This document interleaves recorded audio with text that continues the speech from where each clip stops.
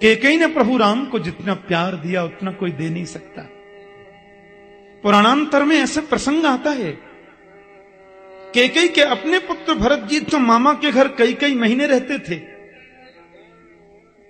लेकिन राम को कैकेयी माता ने कभी मामा के घर नहीं जाने दिया। भरत भी जाते हैं, शत्रुघ्न भी जाते हैं, पर राम कभी नहीं जाते। क्यों? कि कैकेयी कहती है इनके बिना मैं रह नहीं सकती। इतना प्यार करती मां कैकेयी राम से। वर्णन आता है, राम जब 7-8 वर्ष के होंगे तब की बात है, कैकेयी के महल में ही रहते थे। कैकेयी पलना सुलाती, अपने हाथों से भोजन कराती। एक दिन दूध भात बनाया करुणामयी माता ने, राघव जी को गोदी में बिठाकर अपने हाथों से खिलाने लगी। 3 गिलास राघवेंद्र ने पाए होंगे, 4था गिलास खिला रही थी कि राम ने हाथ पकड़ लिया और बदल करके बड़े भाव से बोले, माता आप हमसे बहुत प्रेम करती हैं। कैकेयी बोली, मेरे जीवन में राम के अलावा है ही कौन? मेरा जीवन, मेरा सर्वस्व, मेरा प्राण, मेरी आंखों का तारा, सब कुछ तो राम है। माता, आपके मन में कभी यह भाव नहीं आता कि राम की प्रसन्नता भी पूछ लूं? मेरे राम को कुछ चाहिए तो दे भी दूं। बोलना क्या चाहिए बेटा? अपने छोटे से मुख से तू आज बोल तो सही। तुम्हें बोलने में विलंब होगा, कैकेयी देने में देरी नहीं करेगी। बता क्या चाहिए? भगवान राम ने, मां आप तो बहुत महान हैं, मेरे प्राणों की भी जरूरत हो ना बेटा, तू बोल तो सही। राम ने तुरंत माता कैकेयी का हाथ पकड़ के अपने सिर पे रखा। मेरे सिर की सौगंध खा करके बोलो, माता जो मांगूंगा वो अवश्य देंगी, लेकिन जीवन में किसी को नहीं बताएंगी कि राम ने क्या मांगा। क्या बताना है? मेरे को जरूरत नहीं है बताने की। मेरा लाडला प्रसन्न रहे, मुझे क्या चाहिए? नहीं बताऊंगी कभी। सिर पे हाथ भी रख दिया, मांगो तुम क्या चाहिए। राम ने कहा, माता मैं आपसे कुछ छुपाना नहीं चाहता। जो वरदान मैं आपसे मांगने जा रहा हूं, कदाचित आपने वो मुझे दे दिया तो दुनिया में कोई अपनी बेटी का नाम कैकेयी नहीं रखेगा। कैकेयी बोली, इसकी परवाह नहीं मुझे, अपयश हो तो होता रहे, लोग मेरे नाम को भी अशुभ समझे तो समझते रहे, परवाह नहीं, मेरा रघुवर प्रसन्न रहे ना, मेरा राघव खुश रहे। राम की आंखों में आंसू छलक आए। पूछती भी नहीं है क्या है वरदान, पर हां करती जा रही है। राम ने कहा, माता जो वरदान मैं मांगने जा रहा हूं वो आपने मुझे दे दिया तो आपका अपयश होगा। बोले, मुझे यश नहीं चाहिए, मुझे तो मेरा रघुवर चाहिए। तुम्हारे चेहरे की जरा सी उदासी मुझे यश देती है तो वो उदासी में नहीं देख सकती। मुझे यश नहीं चाहिए, मेरा राम का चेहरा खिला होना चाहिए।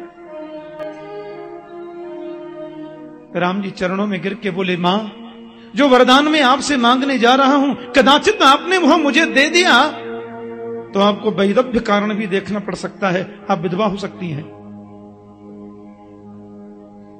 किसी भी भारतीय नारी के जीवन में बस ये बात तो खटक जाती है। कैकेयी बोली, ऐसा क्या वर है बेटा, मुझे वैधव्य रूप में रहना पड़ेगा, ऐसा क्या वर है? 1 मिनट माता मौन हो गई, नेत्रों में आंसू छल छला आए और मुस्कुराते हुए बोली, मुझे कदाचित ये भी मंजूर है, पर तू बता तुम्हें चाहिए क्या? राम ने उनका हाथ अपने सिर पर रखते हुए कहा, मां विवाह के उपरांत एक समस्या, एक समय ऐसा आएगा, उस समय पर आपको महाराज दशरथ से मुझे 14 वर्ष के लिए वन में भेजने का वरदान मांगना होगा। 14 वर्ष के लिए मुझे वन में भेजना होगा और आपके अलावा ये कोई कर नहीं सकता, क्योंकि पिताश्री के पास में आपके 2 वरदान हैं। पिताश्री को आप बचा करके लाई उस समय के, एक उनका एक आपका, 2 वरदान सुरक्षित हैं। उसमें एक बार आपको राम को 14 वर्ष वन में भेजने का मांगना होगा। इतना धैर्य, इतना साहस, इतनी निपुणता और किसी में हो ही नहीं सकती।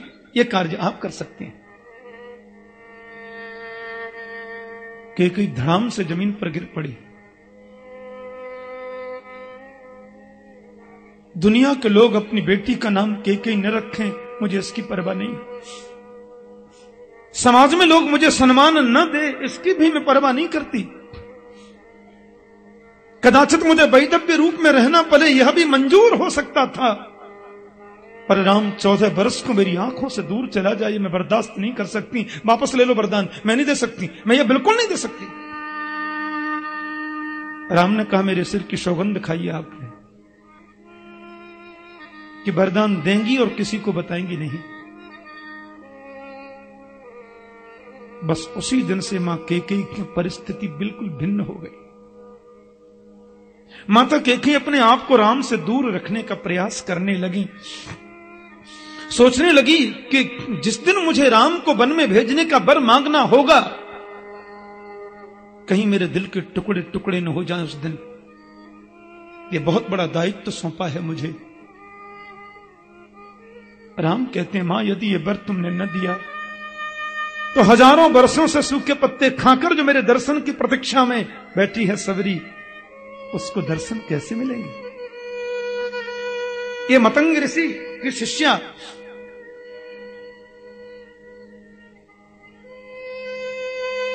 सर्वंग नाम का ऋषि, जिसकी हड्डियां सूख चुकी हैं मेरे दर्शन की प्रतीक्षा में, उन सबको तो मुझे दर्शन देना है। उस दिन से माता कैकेयी ने अपने आप को संभालने का प्रयास किया और राम से वो जानबूझ करके दूरी बनाए रखती, कहीं ऐसा न हो कि उस समय में वो समय बर्दाश्त न कर सकूं।